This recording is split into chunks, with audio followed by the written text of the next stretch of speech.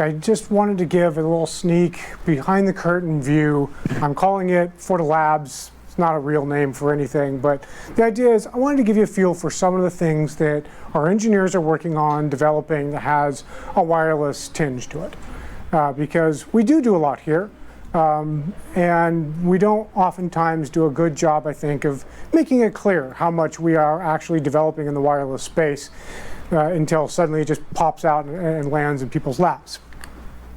So, a bit of a disclaimer, because this is forward-thinking stuff, some of these things may never appear. They may get canned.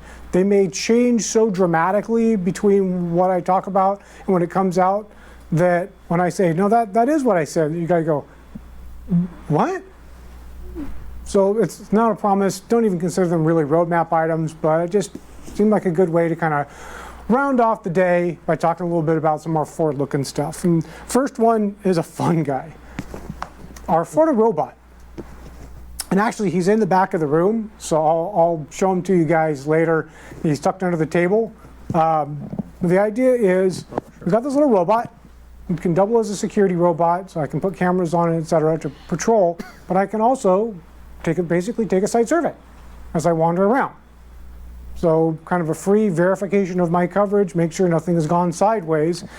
And what I think is actually pretty cool about this is the robot can actually do the map itself. So the first time I bought it, I put it on the floor, I say, go map this building, send it off on its way. When I come in the morning, it's actually built its own map. Has he vacuumed at the same time? or detected spills, because I'm seeing these robots pop up in all the... We deliberately scraped Roomba off of it. Stop it. Yeah. What's the height of the receiving radio? I mean, it's really representative. Right now, if you see him, our little prototype is barely knee height. What it may be eventually, I honestly don't know.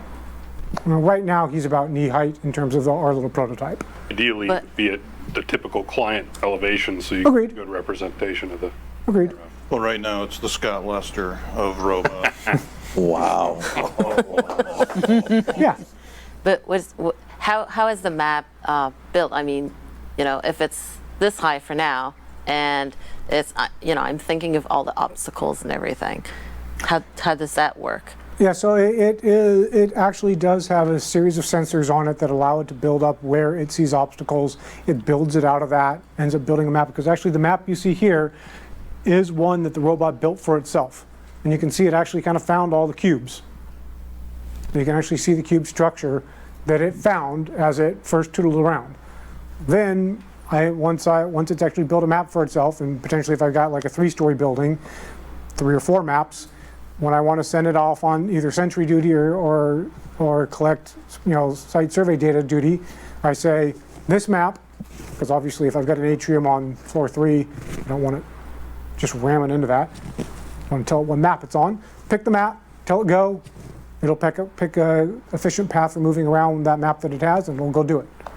So I think it's kind of interesting. Obviously, it's got a security angle as well with the camera aspect. So I think this is going to be something we'll continue working on. But it kind of seemed like an interesting way to potentially have some real-time validation that your installation still looks the way you expected it to. Particularly with the security angle, might be something that people would want anyway on a site. Yeah. I take it goes back to some sort of charging dock to recharge. I'm presuming that that's how it will end up being productized, if and when it is. Right now, it's got a little cord that hangs out the back. I don't think that's how it would be productized, but I don't know. And any plans for it to be able to go up into the elevator, press the button, go up to the next floor, and it's really only limited by our imagination at this stage.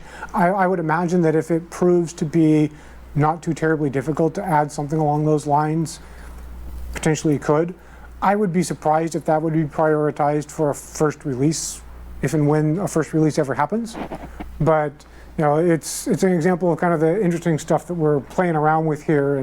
And Sam, I think you were looking to... Yeah, it absolutely frightens me that there's going to be a robot with a camera running around into like bathrooms.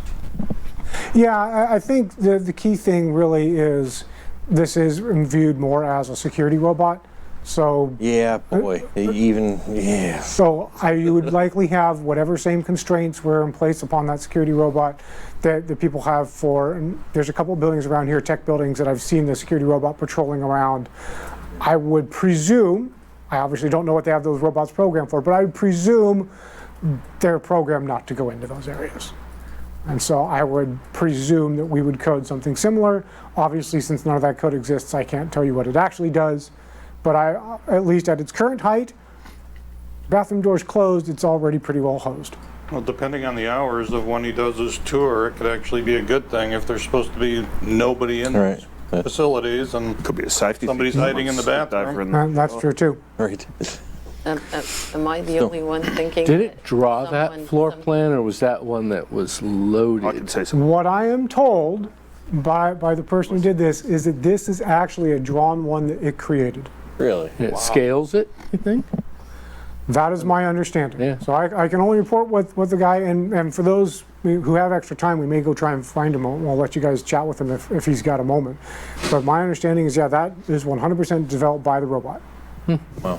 Do you have a way to track and maybe generate alarms if someone leaves with the little guy? Or, I mean, I'm thinking, outside business hours. So what you're saying is, I got to make sure I have an eye on the robot when you leave?